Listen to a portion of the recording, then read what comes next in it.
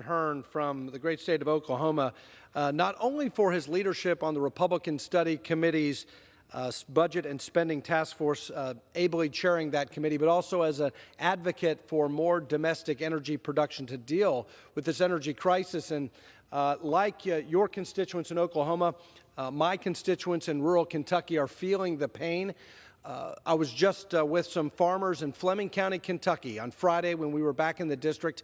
And one of the farmers stood up and he said, "I don't know where you get your numbers in Washington, Congressman, but 8.6% doesn't sound right for us in Fleming County. It's more than twice that. It is painful to fill up the diesel in our tractor. It is impossible for us to fill up our trucks to get around to move our produce." This is not 8.6%. You all don't know what the real number is and how it affects real Americans. That's how bad this inflation crisis is. But I rise in strong support of this Republican Study Committee's proposed federal budget. Our nation is over $30 trillion in debt. This debt crisis threatens the long-term prosperity of every American. And it is that debt, and it is that overspending, Mr. Speaker, that has helped to usher in this historic inflation crisis that is crushing my constituents in Fleming County and so many other middle-class Americans across this country. The RSC budget restores fiscal responsibility to Washington by balancing the federal budget within 10 years and rescuing America from bankruptcy, stopping the spending binge in this town. Let's be clear. We will never balance the federal budget if Democrats continue their spending spree. We will never balance the budget continuing this reckless deficit-producing fiscal policy and threatening tax hikes in this Build Back Better calamity that fails to raise revenue, but instead would crush economic growth and actually diminish the tax base. We will also never balance the budget if the Biden administration continues its inexplicable war on American energy, which is key to economic growth, key to reducing the deficit. That's why I commend RSC Budget and Spending Task Force Chairman Kevin Hearn for including my legislation in the budget, the Fair Access to Banking Act. This legislation, the Fair Access to Banking Act, protects key American industries, such as energy producers, from discrimination by banks and lenders who politicize access to capital to satisfy the radical agenda of climate extremists. And here's the irony. We all care about the environment, especially farmers. We care about the environment. They're the ultimate environmentalists. But what sense does it make to deprive financing to the very energy companies that can innovate our way to solutions to the climate issue?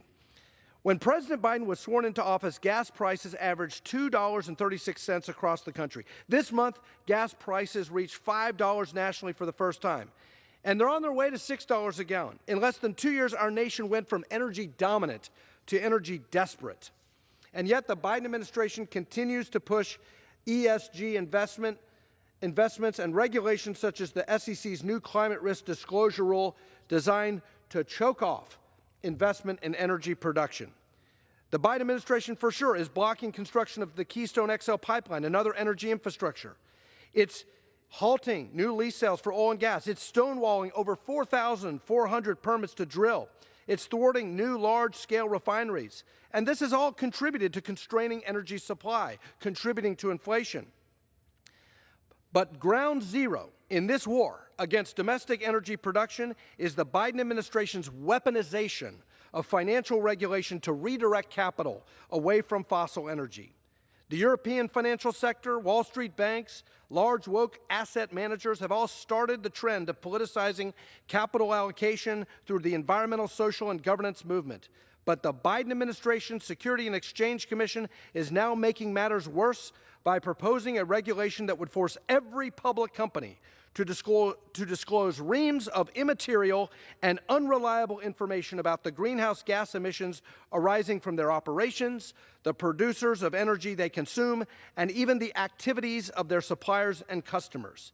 This 534-page monstrosity marks the transformation of the SEC from an independent agency dedicated to investor protection to an unaccountable and politicized bureaucracy intent on advancing radical environmental policy over which it has neither jurisdiction nor competency.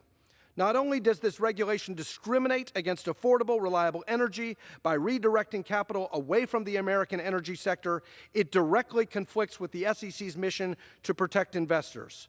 While asset managers continually prioritize ESG funds, the fees for those funds are actually, on average, 43% higher than non-ESG funds. Stocks in many ESG-related exchange-traded funds have elevated price-to-earnings multiples precisely because investment returns are sacrificed for non-pecuniary factors and policy objectives like social justice, diversity quotas, and lower carbon emissions. It's time for us to stand up for American energy dominance. It's time for us to stand up for the American energy sector. It's time for us to stand up to retail investors who depend on returns instead of some woke political agenda that, frankly, they don't care about. My farmers in Fleming County depend on returns. They depend on affordable electricity. And Washington is out of touch with the reality and the hardships of American savers and American workers who can't afford Biden's inflation. And that's why we need this budget. Now more than ever, we must defend and encourage investments in American energy production to lower costs for Americans at the pump. Mr. Speaker, the dual visions for the future of America on this issue could not be clearer. On the one hand, congressional Democrats are doubling down on a dangerous agenda in the middle of a generational energy crisis at cost to millions of middle-class Americans, out of touch. On the other hand, Republicans are renewing our commitment through the fair access and banking provision contained in this budget to require lending to be based on risk-based metrics, not on the woke politics of the day. I am proud to stand with my Republican colleagues in support of this budget. I'm proud to stand with Americans who depend on energy independence and energy dominance and affordable, reliable energy. And I ask all of my colleagues on both sides of the aisle to stand with the American people, not with woke Wall Street, not with large asset managers who put politics ahead of returns. Vote for the Republican Study Committee budget. Thank you to the leadership of my friend from Oklahoma, and I yield back. I'd like to thank the gentleman for his